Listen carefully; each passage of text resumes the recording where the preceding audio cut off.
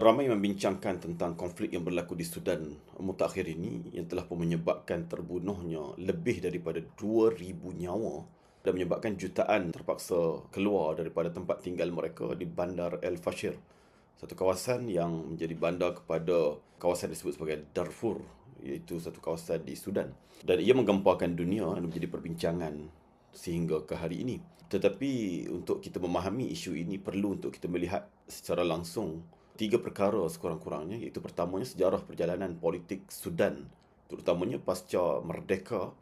Kemudian yang keduanya berkait dengan konflik-konflik yang berlaku di dalam negara tersebut yang melibatkan dua kawasan utama, terutamanya di antara Sudan dengan Sudan Selatan, dan yang keduanya di antara Sudan dengan kelompok yang berada di Darfur yang menjadi perbincangan sehari dua ini. Dan yang ketiganya, kita perlu juga membincangkan lebih teliti berkait dengan peranan kuasa-kuasa luar yang memberi pengaruh kepada bukan sekadar Sudan tetapi benua Afrika tersebut. Okey, kita pergi dulu. Yang pertama adalah berkait dengan Sudan, iaitu Sudan merdeka daripada British, iaitu pada tahun 1956, yang mana ia menggabungkan kawasan Sudan yang ada pada hari ini dan juga Sudan Selatan yang telah pun merdeka, dan juga kawasan Darfur yang menjadi konflik sehari dua ini. Dan pada tahun 1956 itu, kerajaan yang memimpin Sudan adalah kerajaan daripada rakyat ataupun disebut sebagai pemerintahan awam. Tetapi pemerintahan awam ini tidak bertahan lama apabila ianya digulingkan oleh pihak tentera pada tahun 1958, iaitu hanya sekitar 2 tahun saja pemerintahan tersebut. Dan naiklah satu presiden baru daripada tentera yang bernama Ibrahim Abud. Ibrahim Abud memerintah dengan gaya tentera dan juga authoritarian pemerintahannya sehinggalah pada tahun 1964, bila mana keadaan politik dan ekonomi Sudan tidak berjaya diuruskan dengan baik, menyebabkan berlakunya kebangkitan rakyat, khususnya di kalangan mahasiswa dan juga kelompok-kelompok yang terlibat dalam aktiviti buruh. Lalu pada tahun 64 mereka menggulingkan pemerintahan Ibrahim Abud, iaitu pemerintah tentera yang pertama. Maka naiklah pemerintahan awam kembali untuk kali yang kedua pada tahun 1964. Namun pemerintahan daripada orang awam itu juga tidak mampu untuk menstabilkan negara tersebut, sehinggalah dijadikan alasan oleh pihak tentera untuk melakukan rampasan kuasa buat kali yang kedua. Kali ini rampasan kuasa dipimpin oleh pemimpin tentera yang lebih kuat kedudukannya, yang bernama Ja'far Nemeri.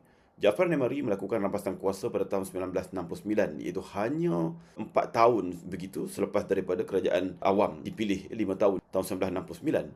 Dan daripada situlah bermulanya satu pemerintahan yang disebut sebagai diktator Ja'far Nemeri ini untuk tempoh yang begitu lama, tahun 69 sehingga tahun 1985, iaitu hampir-hampir 2 dekad. Dan di bawah Ja'far Nemeri ini, beberapa kestabilan politik berjaya diuruskan, termasuklah apa yang berlaku konflik dengan kawasan selatan yang kita akan bincangkan secara detail sebentar lagi. Berjaya dilakukan ceasefire, gencatan senjata, dan diberikan autonomi. Tetapi ianya bersifat sementara, bila mana 11 tahun berikutnya ianya dibatalkan juga oleh Ja'far Nemeri. Dan pemerintahan Ja'far Nemeri yang terlalu keras itu membawa kepada ketidakstabilan politik dan juga perkembangan ekonomi yang terbantut. Akhir sekali membangkitkan kebangkitan rakyat buat kali yang seterusnya, bila mana rakyat berdemonstrasi dan menjatuhkan pemerintahan Ja'far Nemeri pada tahun 1985. Maka buat kali yang ketiganya naiklah pemerintahan awam, iaitu di kalangan masyarakat awam bukan tentera, yang memerintah pemimpin yang ketika itu terkenal dengan nama Sadiq Al-Mahdi. Tetapi Sadiq Al-Mahdi memerintah Sudan sebagai pemerintahan awam, sebagaimana dikehendaki oleh majoriti rakyat, juga tidak bertahan lama, kerana pada tahun 1986 itu beliau memerintah hanya sekitar 3 tahun sebelum pada tahun 1989 beliau digulingkan oleh juga salah seorang pemerintah tentera, iaitu Omar Al-Bashir. Maka naiklah Omar Al-Bashir sebagai pemerintah tentera yang kedua terkuat selepas daripada Ja'far Nemeri, iaitu selama 30 tahun beliau berada di bawah pemerintahan Sudan, 1989 sehinggalah tahun 2019.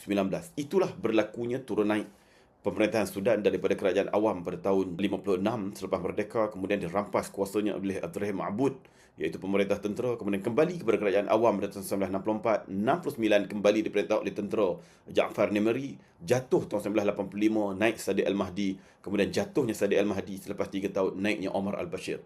Dan perbincangan hari ini banyak berkisar kepada era pemerintahan Omar Al-Bashir.